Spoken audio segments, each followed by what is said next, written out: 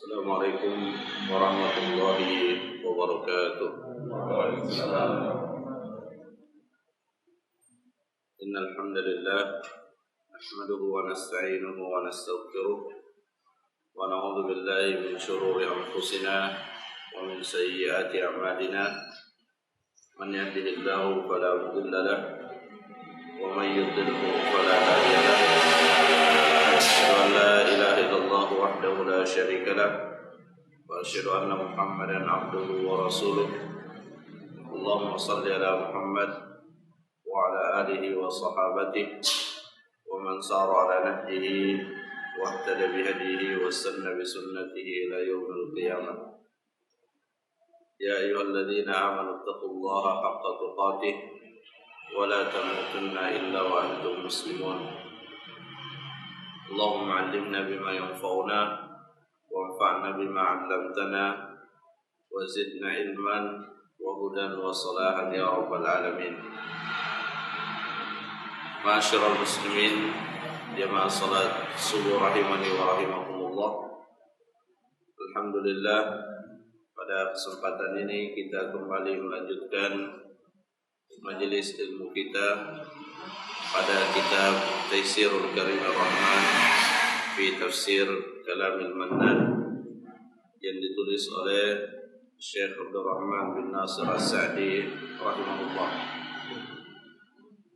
Dan alhamdulillah, pada pertemuan yang sebelumnya kita telah sampai pada penghujung ayat di dalam surah Nuh, di mana pada surah ini Allah Subhanahu wa taala menceritakan tentang dakwah Nabi Nuh yang di dalamnya kita mengambil dan memetik pelajaran yang sangat berharga berupa kesabaran dan keistiqomahan yang ditampilkan oleh Nabi Nuh alaihi salam di dalam menyampaikan kebenaran, di dalam mengajak umat manusia kepada jalan Allah. Jadi pelajaran yang sangat berharga yang kita petik dari kisah Nabi Nuh alaihi salam, di mana melalui kisah beliau kita diajarkan tentang kesabaran dan keistiqomahan di dalam mengajak manusia kepada jalan Allah Azza wa Jalla. Dan tentunya kita sebagai seorang muslim sangat membutuhkan hal tersebut, karena sebagai seorang muslim, siapapun dia, maka ia dituntut untuk ikut ambil bagian di dalam mengajak manusia, di dalam mengajak sesamanya kepada jalan Allah sesuai dengan keilmuan yang dimilikinya. Karena Nabi sallallahu alaihi wasallam telah menetapkan sebagaimana Allah sebutkan di dalam surah Yusuf bahwa jalan Nabi sallallahu alaihi wasallam itu adalah jalan yang mengajak kepada Allah Subhanahu wa taala. Dalam Al-Qur'an Allah berfirman, "Qul hadhihi sabili." Katakanlah, ini jalanku, ini jalannya Nabi Muhammad sallallahu alaihi wasallam. Apakah jalannya Nabi Muhammad? Ad'u ila Allah ala basirah. Saya mengajak kepada Allah di atas ilmu. Ini menunjukkan bahwa siapa saja yang ingin mengikuti dan menempuh jalannya Nabi, maka tidak boleh tidak ia harus mengajak sesamanya kepada jalan Allah Subhanahu wa taala. Tentunya dengan syarat ala basirah, di atas ilmu. Dan di dalam mengajak umat manusia kepada jalan Allah, yang sangat dibutuhkan di dalamnya adalah kesabaran. Karena tidak semua yang diajak kepada jalan Allah menyambut dengan sambutan yang baik. Bahkan para nabi yang dibekali dengan metode dari Allah Subhanahu wa taala, yang mendapat bimbingan langsung dari Allah Subhanahu wa taala, mereka juga diperhadapkan dengan manusia-manusia yang menolak bahkan membenci ajakan yang mereka ajak kepadanya. Sehingga kesabaran adalah hal yang mutlak di dalam kita mengajak orang lain kepada jalan Allah Subhanahu wa taala. Dan tentu kita bisa merasakan hal tersebut di saat kita mengajak orang-orang yang paling dekat dengan kita, maka tidak jarang 1-2 kali dari ajakan kita tersebut tidak mendapatkan respon yang baik. Tetapi dengan kesabaran yang kita miliki, maka insyaallah Allah Subhanahu wa taala akan memberikan taufik kepada orang-orang yang kita ajak, atau paling minimal kita mendapatkan tambahan catatan pahala disebabkan oleh ajakan kita. Meskipun orang yang kita ajak tidak menyambut dan tidak meresponnya dengan baik. Karena ketika kita mengajak kepada jalan Allah, sesungguhnya kita sedang menjalankan 2 hal yang diperintahkan. Pertama, menjalankan apa yang Allah perintahkan kepada kita untuk menyampaikan apa yang kita ketahui. Kemudian menjalankan perintah Allah untuk menghilangkan kebodohan dari orang-orang yang ada di sekitar kita. Karena itulah target utama dakwah disampaikan, untuk menyebarkan ilmu supaya kebodohan itu terangkat dari orang-orang yang ada di sekitar kita. Karena manusia secara asal keadaannya itu adalah tidak mengetahui, sebagaimana yang Allah firmankan dalam Al-Quran, "Walladzi akhrajakum min butuni ummahatikum la ta'lamuna syai'an." Dialah Allah Subhanahu wa taala yang mengeluarkan kalian dari perut-perut ibu kalian dalam keadaan tidak mengetahui sesuatu apapun. Sehingga dengan kita hadir di dalam majelis ilmu mendengarkan dakwah, maka kita akan mengetahui jalan-jalan kebenaran agar kita bisa menempuhnya, dan juga kita mengetahui jalan-jalan keburukan agar kita bisa menghindarinya. Jamaah salat subuh rahimani wa rahimakumullah. Kemudian kita lanjutkan pada ayat yang berikutnya, masih menceritakan tentang kisah Nabi Nuh. Allah Subhanahu wa taala berfirman, "Wa qad adallu katsiran wa la tazidul zalimina illa dhalala." Dan sungguh mereka telah menyesatkan manusia dalam jumlah yang sangat banyak. Wa la tazidul zalimin, dan tidaklah bertambah bagi orang-orang yang zalim kecuali kesesatan. Wa qad adallu katsiran, dan sungguh mereka telah menyesatkan. Yang dimaksud dengan pihak yang menyesatkan dalam ayat ini dalam konteks kisah Nabi Nuh adalah disebutkan oleh Syekh As-Sa'di rahimahullah, wa qad adalla al-kibar wal ru'asa. Para pemuka dan para pemimpin pada zaman itu telah menyesatkan umat manusia dalam jumlah yang sangat banyak. Kenapa bisa terjadi demikian? Ya, karena memang manusia secara tabiat itu cenderung mengikuti pembesar dan pemuka di kalangan mereka. Sehingga ketika pembesarnya tidak berada di atas kebenaran, maka umat atau manusia yang di bawah atau yang berada di tempat itu sangat rentan untuk kemudian mengikuti pemukanya, sehingga terjerumus di dalam kesesatan. Dan yang paling dikhawatirkan adalah ketika di tengah komunitas tersebut ada pembesar dan ada seorang alim yang mengajak kepada kebenaran, lalu yang diikuti adalah pembesarnya dan bukan ulamanya. Padahal mestinya yang diikuti oleh umat itu adalah ulamanya, karena para ulama itu adalah warathatul anbiya. Mereka adalah pewarisnya para nabi. Dan tentunya yang dimaksud dengan ulama itu adalah orang-orang yang mengetahui Al-Quran, mengetahui sunnah Nabi Sallallahu Alaihi Wasallam, dan memahami keduanya, memahami Al-Quran, memahami sunnah Nabi Sallallahu Alaihi Wasallam sebagaimana yang dipahami oleh Rasulullah dan juga oleh para sahabat-sahabatnya. Dan itu bisa kita ketahui, bahkan bisa kita buktikan keulamaan seseorang di dalam pengamalannya, di dalam amalan-amalan yang dilakukannya.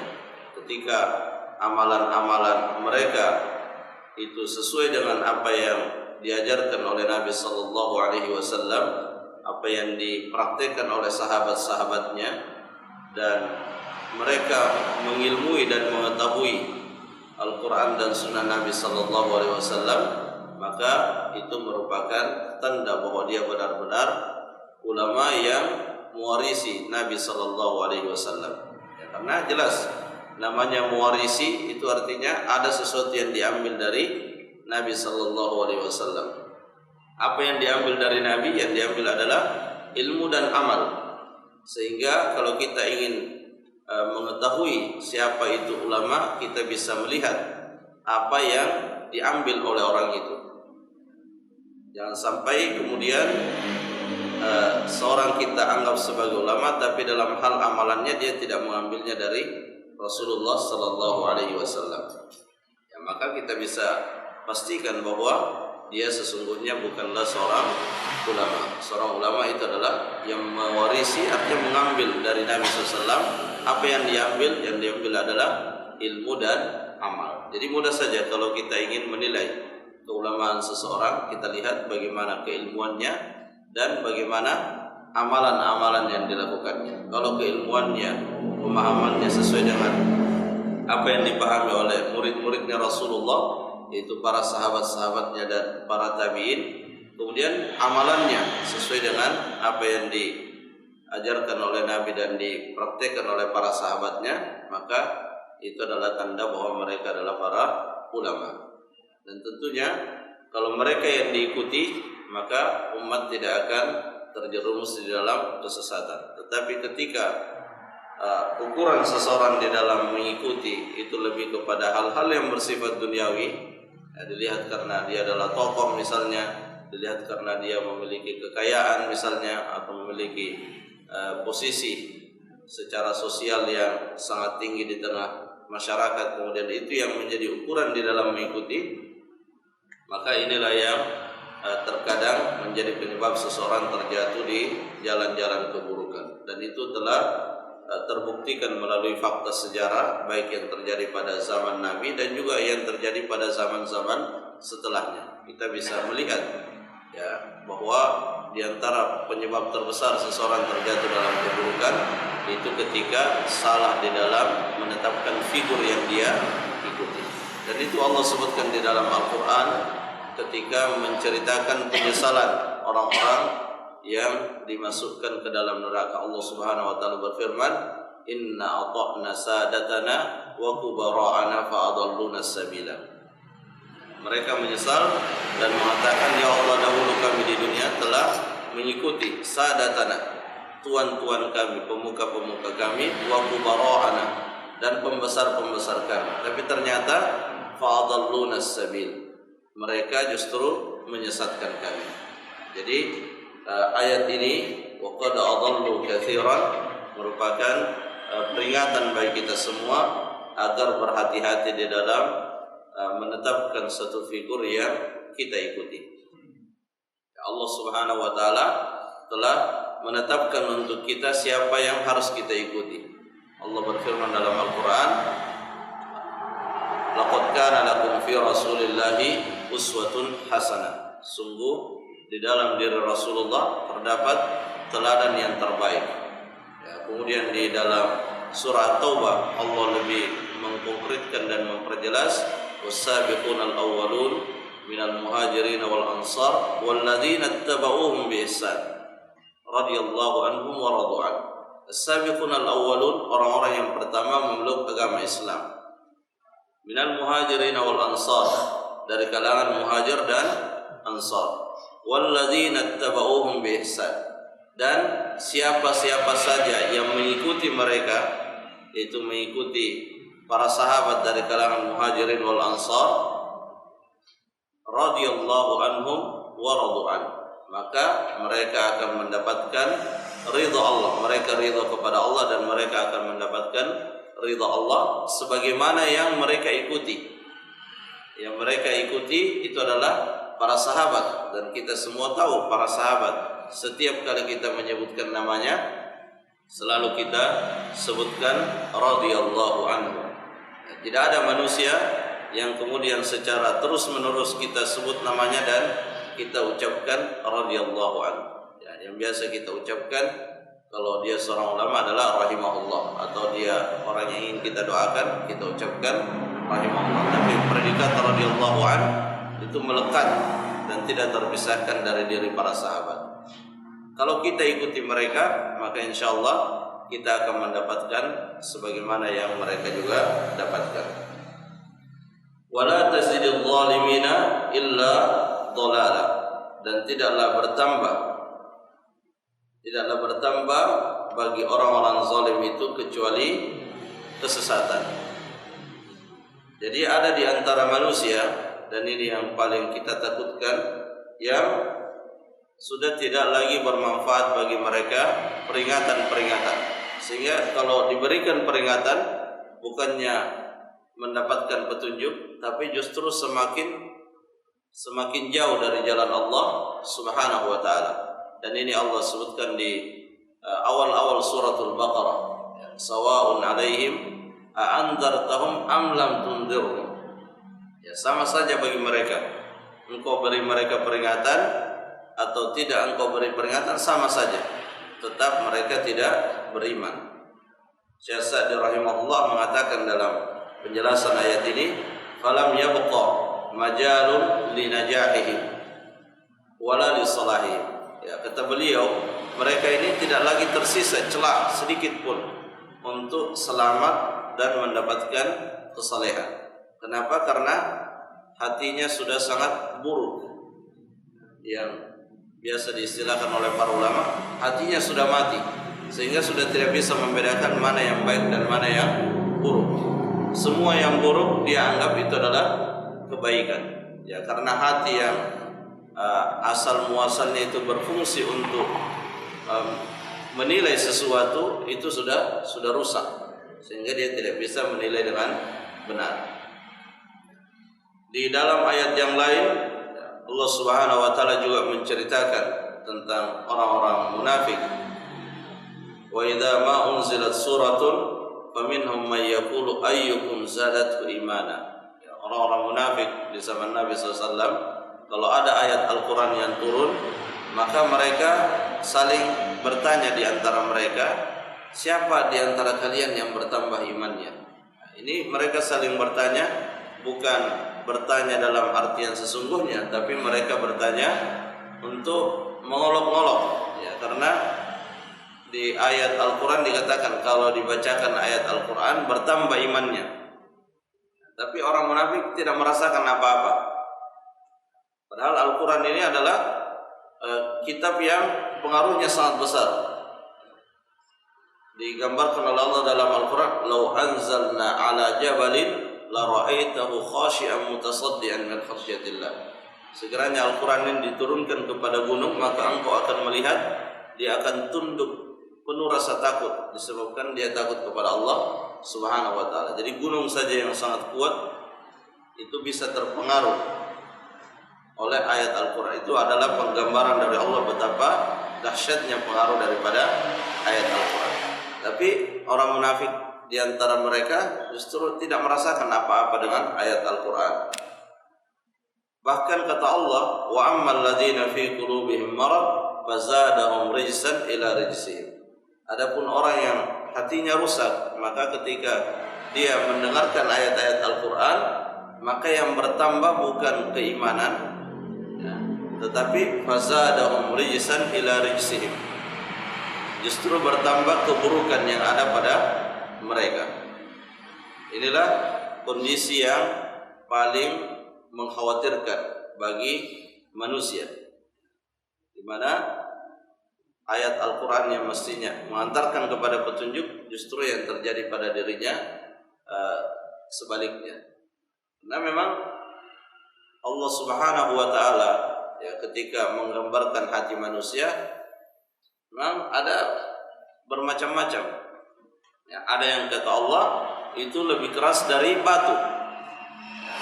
Karena batu itu sebagaimana disebutkan dalam Al-Quran, ada yang kalau dia kena air terus-menerus dia bisa berlubang. Tapi ada hati manusia yang lebih keras dari itu. Kalau Nabi SAW menggambarkannya, hati manusia itu ada 3. Ada yang seperti tanah yang subur, di mana dia menampung air dan menumbuhkan tanaman.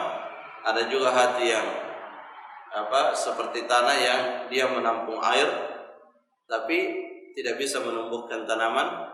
Dan ada juga yang tidak menampung air dan tidak menumbuhkan tanaman. Inilah yang terburuk.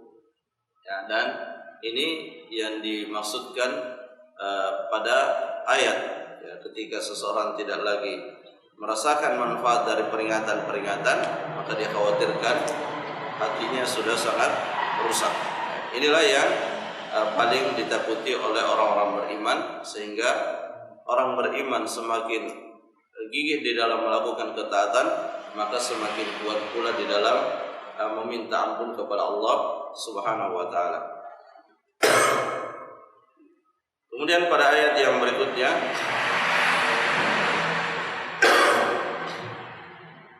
mimma khati'atihim ughriqu, disebabkan oleh kesalahan-kesalahan mereka, ughriqu, akhirnya mereka ditenggelamkan. Ya, seperti dalam kisah yang sering kita dengar tentang umat Nabi Nuh, ya, di mana mereka ditenggelamkan setelah Nabi Nuh mengajak mereka dengan berbagai macam cara agar mereka berada di jalan Allah, tapi mereka mengingkarinya. Akhirnya mereka ditenggelamkan. Dan seperti inilah sunnatullah yang Allah tetapkan dari zaman Nabi Nuh sampai hari kiamat. Ketika manusia tidak lagi merespon peringatan-peringatan Allah berupa wahyu yang disampaikan oleh para nabi, maka Allah akan memberikan peringatan dalam bentuk ayat-ayat kauniyah berupa musibah-musibah. Ya, bedanya antara zaman dahulu dengan zaman kita, atau bedanya antara umat Nabi Muhammad dengan umat-umat sebelumnya, itu kalau umat sebelumnya diazab, maka diazab secara menyeluruh, sehingga yang memang tersisa hanya orang beriman saja. Kalau sejak diutusnya Nabi Muhammad itu tidak demikian. Allah Subhanahu wa taala di dalam menurunkan musibahnya. Ya, yang diazab hanya bagian-bagian tertentu dari permukaan bumi ini. Ya, tidak secara keseluruhan. Tapi poinnya yang kita tangkap bahwa ketika ada musibah, ya, ketika Allah menurunkan musibah, maka itu sesungguhnya adalah nasihat agar kita segera kembali kepada Allah Subhanahu wa taala. Karenanya Nabi SAW ketika terjadi gerhana matahari, ketika terjadi gerhana bulan, itu Nabi SAW melaksanakan salat dan mengajak kepada para sahabat-sahabatnya untuk bertobat kepada Allah Subhanahu wa taala. Bahkan nampak sekali kata Aisyah radhiyallahu anha di wajah Nabi SAW rasa takut yang sangat besar ketika terjadi gerhana matahari, karena itu adalah bagian dari musibah, ya, bagian dari tanda-tanda kekuasaan Allah yang Allah perlihatkan kepada manusia agar manusia kembali kepada jalan Allah Subhanahu wa taala. Musibah tidak hanya dalam bentuk itu, tidak hanya sebatas dihilangkannya cahaya matahari. Banyak aneka ragam musibah yang Allah perlihatkan, dan pesannya sama, agar kita kembali ke jalan Allah. Ya, termasuk penyakit-penyakit yang menimpa diri-diri kita, itu adalah peringatan dari Allah Subhanahu wa taala agar kita segera kembali ke jalan Allah Subhanahu wa taala. Jadi pada akhirnya umat Nabi Nuh di saat tidak lagi menghiraukan peringatan-peringatan Allah, maka mereka ditenggelamkan. Dan itu kita lihat kaum Ad, kaum Tsamud, kaumnya Nabi Musa, nabi-nabi yang kita baca kisahnya dalam Al-Quran, itu pada akhirnya Allah menurunkan azab dan menyelamatkan orang beriman. Dan itu adalah ketetapan yang akan berlaku sampai akhir zaman. Hanya saja ada yang diselamatkan dalam arti tidak terkena musibah, dan ada yang disiksa dengan musibah. Tapi ada juga yang diselamatkan dengan dia diberikan petunjuk dan disiksa tidak dengan musibah, tapi dibiarkan tetap berada di dalam keburukan. Jadi itu juga bagian dari siksaan sesungguhnya. Ketika seseorang tidak diberikan petunjuk, itu bagian dari hukuman dari Allah Subhanahu wa taala. Ya, karena dalam ayat Al-Qur'an juga ada ya, yang Allah Subhanahu wa taala sebutkan di antara orang-orang yang melakukan keburukan itu dibukakan baginya pintu-pintu keburukan secara sempurna. Supaya apa? Supaya semakin sempurna di dalam melakukan keburukan, kemudian secara tiba-tiba dicabut nyawanya oleh Allah, dan di akhirat dia juga disiksa dengan siksaan yang sempurna. Mimma khati'atihim ughriqu fa udkhilu nara. Kata Syekh Sa'di rahimahullah, fadhahabat ajsaduhum fil gharqi wa arwahum lin-nari wal haraq. Jadi pada saat ditenggelamkan, jasad mereka ditenggelamkan, kemudian dicabut ruhnya, ya, dan ruhnya itu dibawa ke di dalam dibawa untuk mendapatkan sisaan, ya, dan sangat mengerikan penggambaran Nabi SAW bagaimana ruh orang-orang kafir itu diambil oleh Allah Subhanahu wa taala. Kalau ruh orang beriman, meskipun setiap orang beriman juga akan merasakan sakaratul maut, tapi Nabi SAW menggambarkan bahwasanya ruhnya orang beriman ketika dicabut oleh Allah itu seperti air yang mengalir, yang keluar dari mulut teko. Ya, kalau kita menumpahkan air, dia keluar dengan lembut, dengan pelan. Ya, sedangkan orang kafir itu dicabut nyawanya oleh Allah, digambarkan oleh Nabi SAW seperti besi yang bergerigi, kemudian ada di samping-sampingnya, kemudian dimasukkan ke dalam kapas yang basah atau kain yang basah, kemudian ditarik secara paksa. Nah, itulah gambarannya. Itu gambaran yang disebutkan oleh Nabi Sallallahu Alaihi Wasallam, dan itu yang Allah sebutkan di surah An-Nazi'at. Ya, di awal-awal surat wan nazi'ati gharqa wan nasyitati nashra, Allah bersumpah dengan malaikat yang mencabut nyawa dengan lembut, Allah bersumpah dengan malaikat yang mencabut nyawa dengan kasar. Fa udkhilu nara falam yajidu lahum min dunillahi ansara. Tambah lagi, tidak ada penolong bagi mereka. Mereka tidak akan mendapatkan penolong. Ini yang membedakan dengan orang beriman. Ya, orang beriman yang melakukan dosa-dosa besar itu masih ada kemungkinan mendapatkan pertolongan, ya, dari syafaat atau dari syafaatnya Rasulullah. Yang penting dia tidak menyekutukan Allah Subhanahu wa taala dan menjalankan salat-salat 5 waktu. Itu syarat utamanya untuk mendapatkan pertolongan di hari akhirat. Ya, artinya masih ada harapan. Bahkan setiap kesulitan yang dihadapi oleh orang beriman yang tidak menyekutukan Allah Subhanahu wa taala itu akan menjadi penghapus dosa. Jadi sejak dia sakit, kemudian sakaratul maut, kemudian dia masuk di alam kubur, misalnya dia mendapatkan siksaan, itu semua membersihkan dirinya dari dosa-dosa yang pernah mereka perbuat. Tapi bagi orang yang musyrik, melakukan kesyirikan berupa kesyirikan yang besar, maka apapun keburukan yang dia dapatkan ketika dia sudah wafat itu tidak akan menghapus dosa yang mereka miliki disebabkan oleh kesyirikan tadi. Wa qala Nuh rabbi la tadhar 'alal ardi minal kafirin dayyara. Ya, kemudian di akhir, ya, setelah Nabi Nuh berdakwah, akhirnya beliau berdoa kepada Allah Subhanahu wa taala, la tadhar 'alal ardi minal kafirin dayyara. Janganlah engkau sisakan orang-orang kafir ini di dunia. Artinya Nabi Nuh meminta agar mereka diwafatkan secara keseluruhan. Kenapa? Innaka intadhar. Sungguhnya ya Allah, jika engkau tetap membiarkan mereka, yudhillu ibadak, mereka akan menyesatkan hamba-hambamu. Manusia lahir dalam keadaan fitrah. Kullu mauludin yuladu 'alal fitrah. Semua yang lahir itu di atas fitrah, di atas kesucian, di atas tauhid.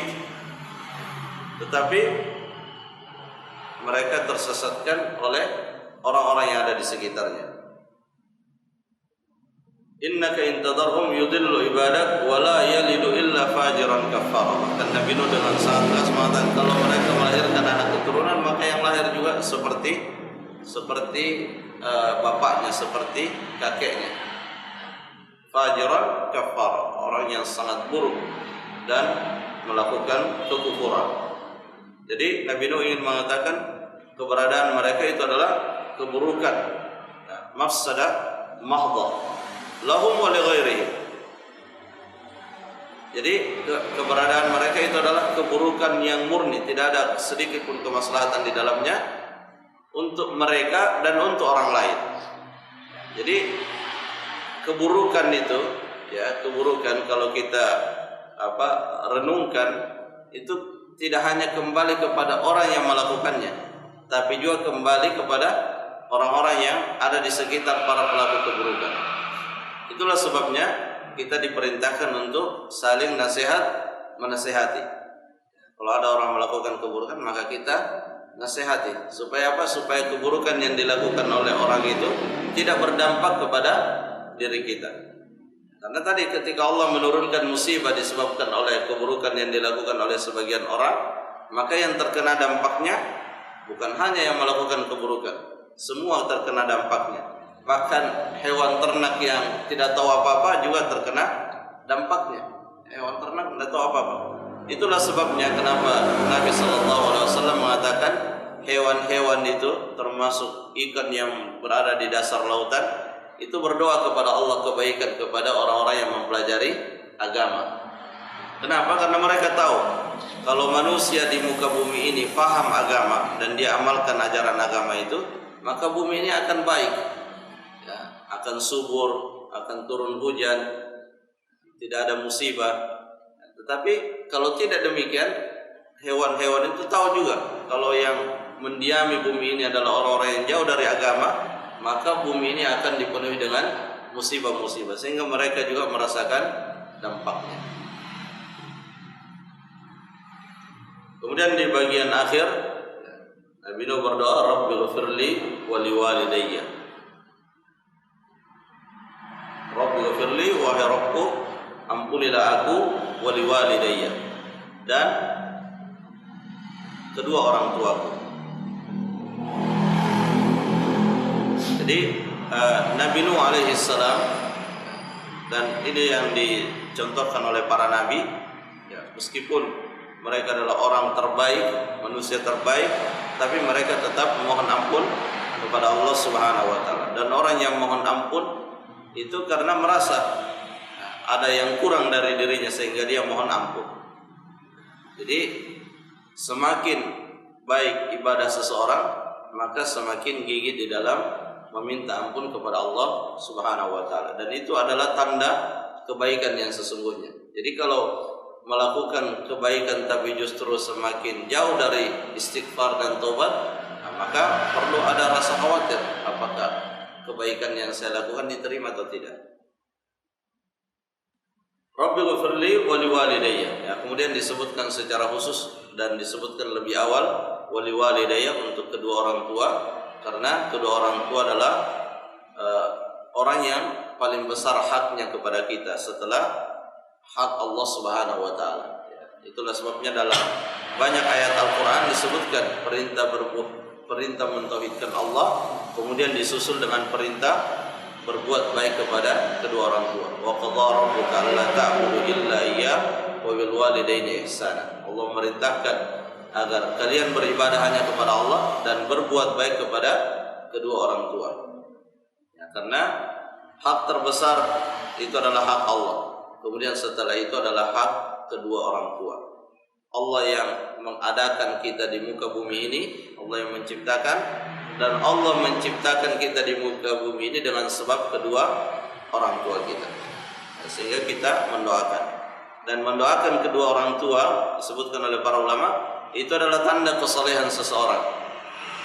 Karena di dalam hadis dikatakan idza mata ibnu adam inqata'a amaluhu illa min thalath. Ketika anak Adam meninggal, maka terputus amalannya kecuali 3. Di antaranya adalah awwaladun salihun yad'u lahu, atau anak yang soleh yang mendoakan kedua orang tuanya. Artinya apa? Yang mendoakan orang tuanya itu adalah waladun soleh. Kalau dia tidak soleh, dia pasti lupa orang tuanya. Dia tidak akan doakan orang tuanya. Jadi mendoakan orang tua itu adalah tanda kesalehan. Nah, kemudian setelah itu walil mu'minina wal mu'minat. Kita juga mendoakan orang-orang beriman. Kita mendoakan orang-orang beriman. Ya, karena mereka adalah saudara kita. Doa kita kepada orang beriman itu adalah tanda cinta kita kepada mereka. Dan kita diperintahkan untuk mencintai sesama orang beriman karena keimanannya, karena Allah Subhanahu wa taala. Jadi bukti yang paling mudah untuk kita tunjukkan bahwa kita cinta karena Allah dan benci karena Allah itu adalah mendoakan orang-orang beriman. Wala tazidil zalimina illa tabara. Kemudian di bagian akhir dari surah ini Allah mengingatkan dan juga sekaligus hiburan bagi orang-orang beriman dan ancaman bagi orang-orang zalim, bahwa orang zalim itu tidak ada yang bertambah pada mereka kecuali kerugian. Nah, jadi meskipun yang kita lihat yang bertambah pada mereka itu kejayaan secara materi, tapi kita sebagai orang beriman memiliki cara pandang bahwa sesungguhnya yang bertambah pada mereka itu adalah kerugian dan bukan kejayaan. Alhamdulillah kita telah selesai dari penjelasan tafsir surah Nuh, dan insyaallah kita lanjutkan pada pertemuan yang akan datang pada surah Al-Jin. Kita cukupkan sampai di sini. Wallahu taala a'lam bissawab. Subhanakallahumma rabbana wa bihamdik, asyhadu an la ilaha illa anta, astaghfiruka wa atubu ilaik. Assalamualaikum warahmatullahi wabarakatuh.